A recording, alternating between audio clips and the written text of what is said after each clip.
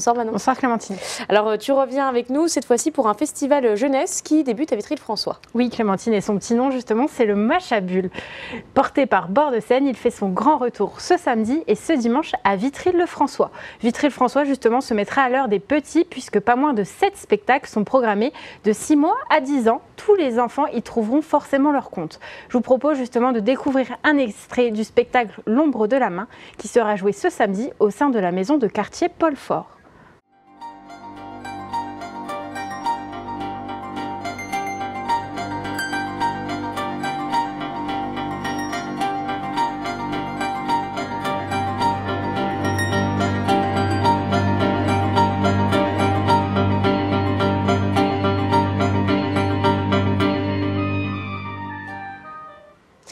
Toute la programmation est à retrouver sur le site internet de Bord de Seine ou dans notre émission L'Agenda. Manon part cette fois-ci du côté de Bar-le-Duc où là tu as un autre spectacle mais qui est plutôt dédié aux grands. Oui, effectivement, c'est moins approprié puisqu'on parle d'amour et de rencontres via une application. Le spectacle Ce soir ou jamais veut continuer à faire rire le public. Créé en 2019, cette pièce change chaque année. Les textes s'adaptent à l'actualité, les blagues changent et le ton colle toujours aux préoccupations du moment. La pièce se moque du quotidien et d'ailleurs, on peut facilement s'identifier au personnage principal. Écoutez cette interview réalisée par Julien Debruyne avec Robert Punzano, metteur en scène de la pièce.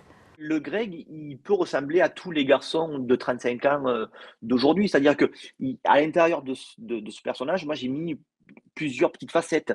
Donc voilà, il est un petit peu timide sans trop l'être, il est un petit peu dragueur sans trop l'être. Donc j'ai essayé de faire un petit peu le dosage pour que justement tout le monde, tous les garçons en tout cas, puissent s'identifier à ce personnage-là. Et on le prend totalement à la dérision et on se moque gentiment de toutes les situations.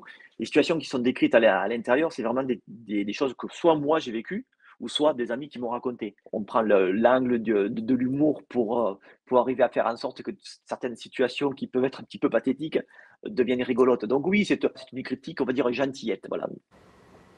Et quelques places sont encore disponibles en billetterie et tout sera sur notre site internet pour avoir plus d'informations.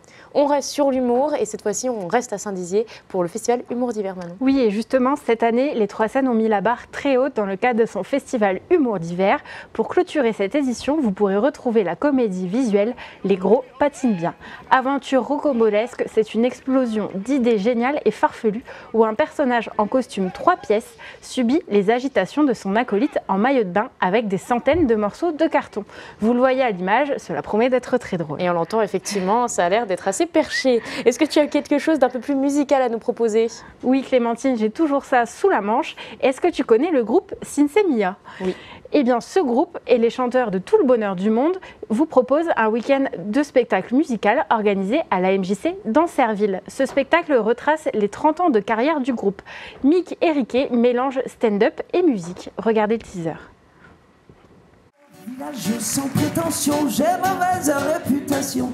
Que je me démène, que je reste quoi? Je passe pour un je ne sais quoi. Je le fais pourtant.